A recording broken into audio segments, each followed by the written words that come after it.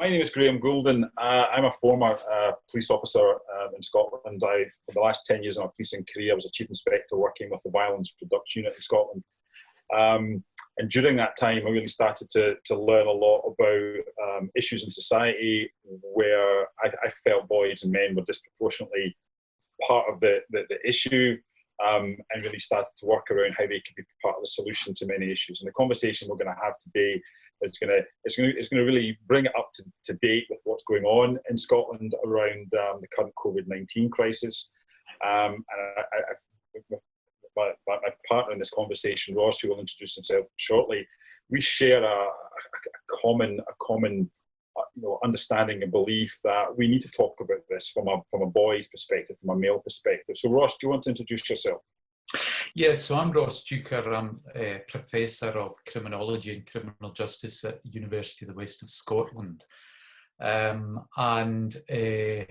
lot of the research that I've done for the last 12 to 15 years has been focused on issues that I suppose impact on young men predominantly, things like gang culture, gang violence, issues related to organised forms of criminality, and looking at what it is that motivates young men to become involved in all of these things.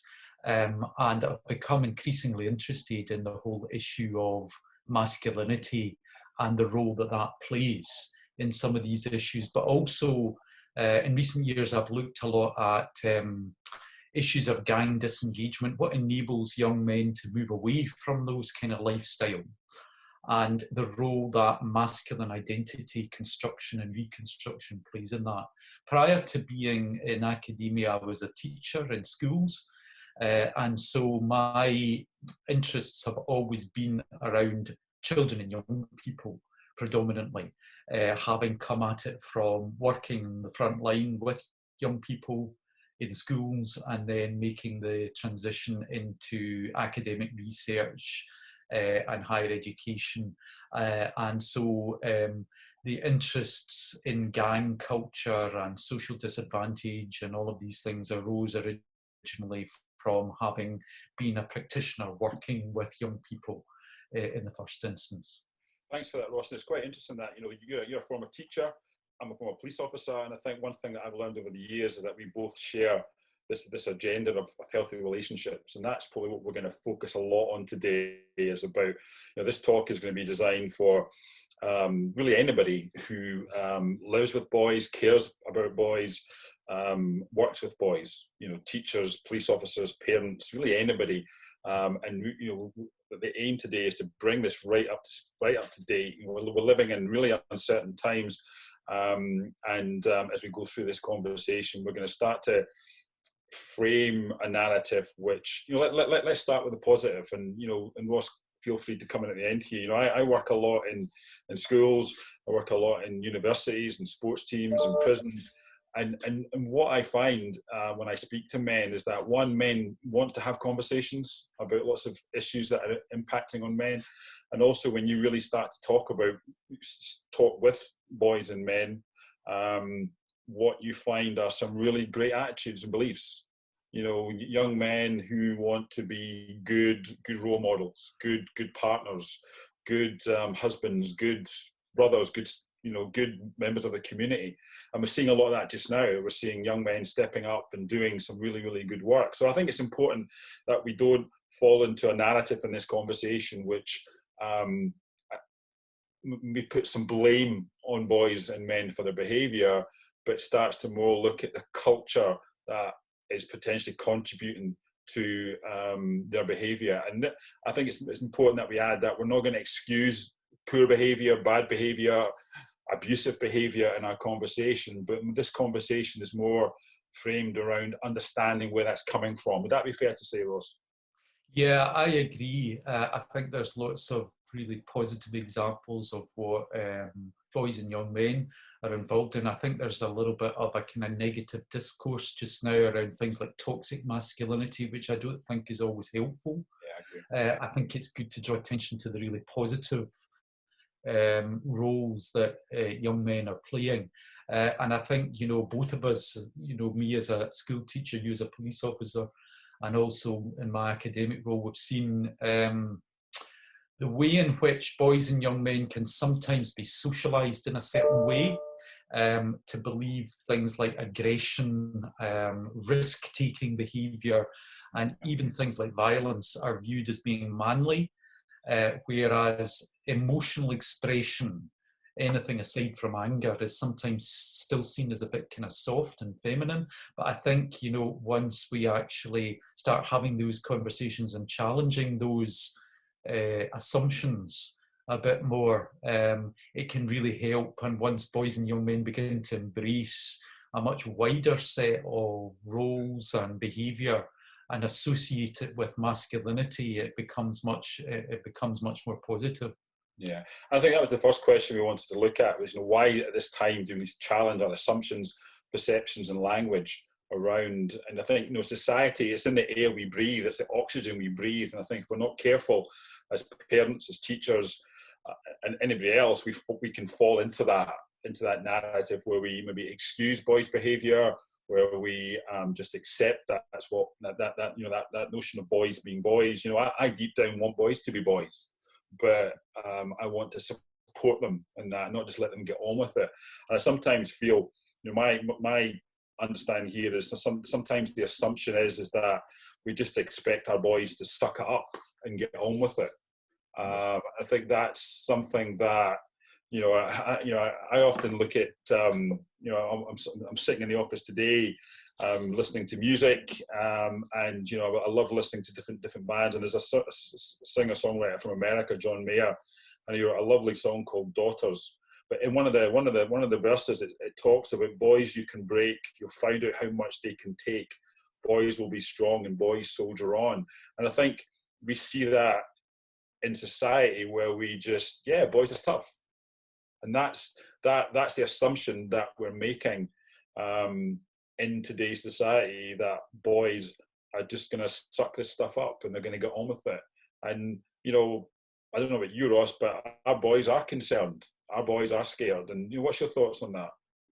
Yeah, I agree. And I think, you know, a lot of this probably relates back to like Raewyn Connell's, the sociologist's work on masculinity. You know, she talked about the way in which masculinity, or hegemonic masculinity, she describes it, is often shaped by particular social, cultural and historical factors. And in Western societies, I think often things like toughness, fearlessness, and engaging in risk-taking behaviour are seen to be masculine.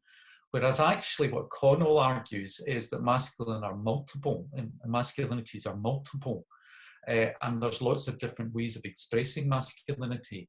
But I think sometimes young men display exaggerated forms of kind of tough masculinity, because they feel it's expected of them, you know, because they often hear these messages about be a man, man up, all of this kind of thing. And that comes through the media, and it comes through peer networks. Sometimes it comes through messages within families, fathers passed on to sons. But I think often we make assumptions that it's just boys being boys and they're acting up and they're doing what boys should do. But actually, I think also often when they're engaging in that kind of behaviour, there's a lot of vulnerability underneath it all that coexists. And actually, you know, they're trying to stifle that vulnerability by engaging in these risk-taking behaviours. That's a really good point you make there about I'm the cop, I'm the police officer. And what I try and do a lot of my work is apply a lot of the academic. You know, I really respect Ross's research, the work that he and other academics have done, and I think the challenge for society is to really apply that academic research and data and that knowledge into real life. And I think that's something which we need to get better at doing in society. And Ross, you mentioned this phrase, toxic masculinity. Let's just get that out, the elephant in the room. You know, we don't like that phrase. You know, I don't like that phrase. I don't think masculinity in itself is toxic. I do think we need to be careful that we don't say something like that and excuse the behaviours that we're seeing, especially when these behaviours are leading to victimization or leading to real risk for our young boys. And I think, going back to Ross's chat about, Connell's work, if we're not careful in society, then we play into that narrative. As I said earlier, it's in the oxygen we breathe. It's not just in the oxygen that the boys and men are breathing, it's in the oxygen that society breathes. And I think, we see society, as I say, just sometimes excusing behaviours or that's expected of that. And I think it's important that we start to look at this current crisis. How are we all doing just now? These are real uncertain times. Ross, how are you feeling as a man just now? How are you as a parent, as a member of society? Yeah, well, yeah. I mean, I think, like a lot of people just now, I've been feeling quite anxious about the whole thing. There's lots of reasons for that. I'm anxious. I have an 84-year-old mother, an 84-year-old mother-in-law who are at the, at-risk group. My son has had his National 5 exams cancelled, so, he doesn't know, where he's going just now, really, with his education.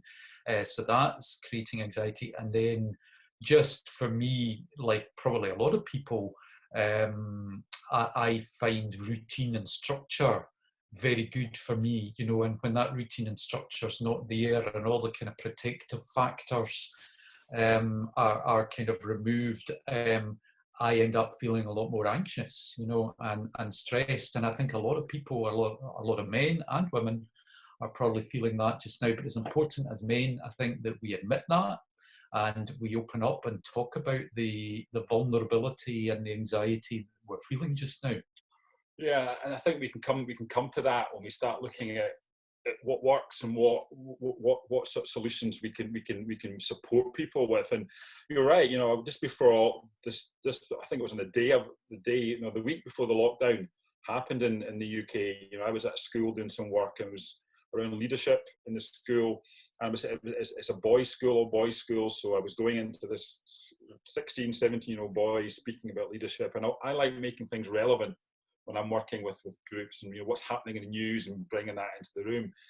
And one thing I know that we need at this time is we need good leadership. So I went into this room and I just said to the guys, how are we feeling? This is how we feeling just now. And yeah, I got a couple of flippant comments from the boys. We're cool, we're fine. Yeah, we're good. But then I then said, really, how are we really feeling? And then I talked about how I was feeling, uncertain, and I think that sometimes gives, and we'll talk more about what we promote, we can permit, and I think that started to bring out some real fears amongst the young men. The one young guy said to me, "That's my summer ruined." He wasn't thinking about his exams, because I think maybe realistically he thought that they'll never cancel the exams. But his summer's ruined. He's not going to get his holiday with his family. So these were real fears that our boys have. And when you start to look at some of the behaviours that you and I have both witnessed over the last couple of weeks, I've seen there's videos from America about young men on spring break and young women on spring break. It's a spring break down in Florida, who they were very totally blasé about what was going on.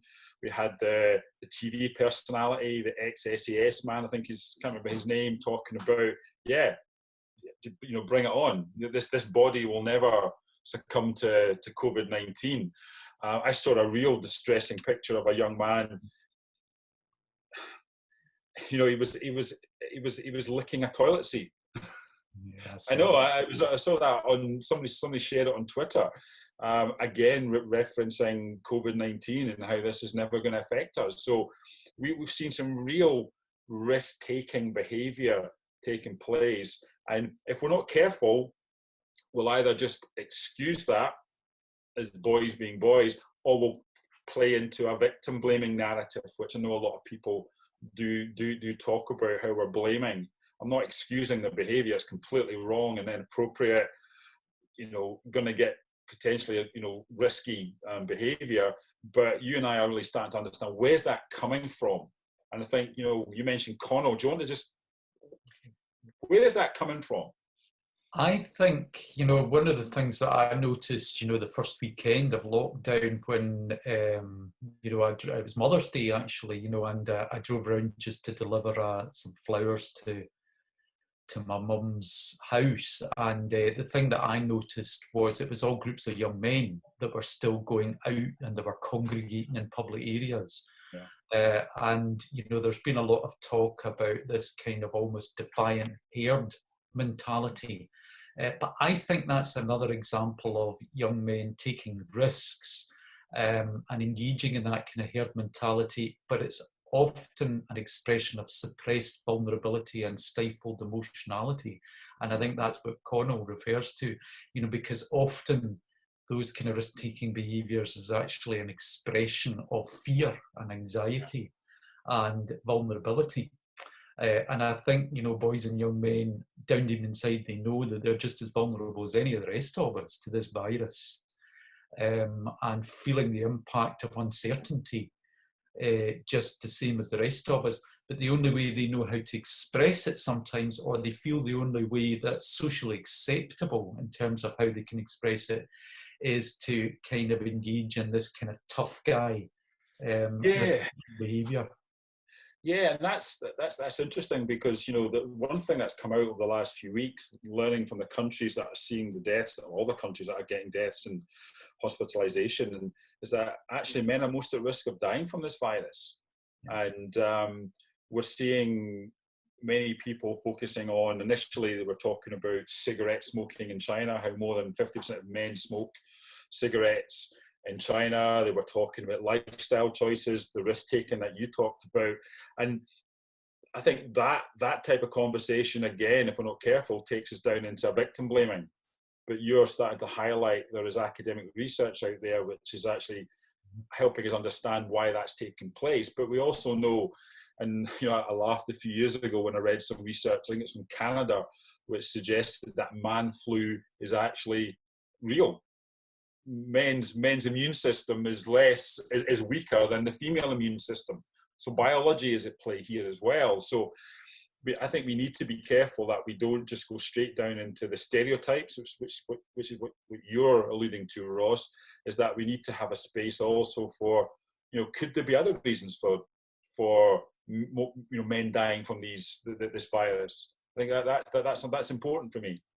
Yeah, I mean, I think, you know, boys and young men are finding life really tough just now, just like we're all finding life really tough.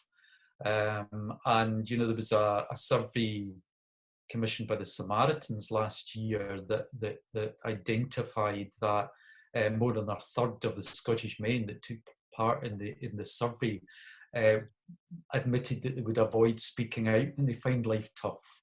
They would tend to prefer to try and solve problems on their own. And I think this is reflected in the statistics as well, in terms of it's men that are most involved in not only victim-focused violence, but self-directed violence in terms of the male suicide rates. And also they tend to self-medicate more. I mean, the drug-related deaths, probably over 70% of them were male last year as well. That's a good point, is that we're not, you know, we're talking, you can link this to other issues. You know, we've talked a lot about our prison population. I think 95% of prisoners in Scotland are men. You know, we should be asking, why is that? You know, you look at homelessness, you look at drug deaths, suicide, you know, men are disproportionately affected by these issues. And, you know, I think it's important. I always go back to my first conversation in this conversation today about men possessing healthy attitudes. So my observations working with men is individually, boys and men want to get help. They want to get support. They want to talk about how they're feeling. You've worked in prisons, Ross. When you start these conversations, what do you find? Yeah, I mean, I just find it completely inspirational when I go into prisons, because, you know, I've been working with men in recovery cafes who are deeply, deeply traumatized individuals in most cases. And you would expect, going into Berlin, for instance, that would be where you would find the real tough guys, the real hard guys. But actually, what I find more often than not is it's deeply traumatized, vulnerable men that are sitting there in front of me. And actually, they're opening up, they're talking about their feelings and their emotions, and, really expressing that sense of vulnerability in front of each other. Which I've found really inspiring. I think I think in the herd, in the group, in the pack, my friend in America, Jackson Katz, he made a really good film called Tough Guys, and the guys is that in the title is GUISE, so it's the front, it's the mask, the tough guys that guys hide behind, and I think that's what we see a lot of, and I don't want society to start, immediately, that's why, that's the reason for it. It's but it's. I think when as you said before, when you start to speak to the individual, and that individual then permits the other person to speak, before you know it, you've got a group of vulnerable, scared people. And I see that in prisons, I see that in sports teams, I see that in schools. I saw that with that group of young men 2 weeks ago. Once we start talking about it, and other people start to see that they share their values and beliefs and fears as well, it permits other people to talk about these issues as well. So therefore, I think we're seeing that we're living in unprecedented times at the moment with COVID-19. Boys and young men are facing unprecedented challenges, the same as the rest of society are at the current time. And I think sometimes, because of the way boys and young men tend to be socialised, still, sometimes the only way they feel that they can express the fear, the anxiety, the uncertainty that they have, that vulnerability they're experiencing, is engaging in what society sometimes tells them is being a real man, being the tough guy, being fearless, going out there, continuing to do what they've always done, maybe congregating in groups or trying to be the hero. But actually, instead of coming out and criticising them for that, maybe we need to understand what lies behind it. I think that'd be a good point for us to really end this conversation. I think we've started to look at the assumptions, the air that our young boys are breathing in, that society, if society is not careful, as parents, teachers, members of society, we will play into that. We'll play into that narrative where we just either excuse the behaviour, or we will just jump down a young boy's throat. We'll attack them. We'll point the fingers at them. So I think let's end that. Anything else you want to add at this part, Ross? And I think we've covered why I think society needs to challenge our perceptions about boys and men at this time. Yeah, I think so. I think we've covered everything really in that part. Mm-hmm. Yeah, and I think the next part we're going to look at what works. Let's look at both our experiences. What works?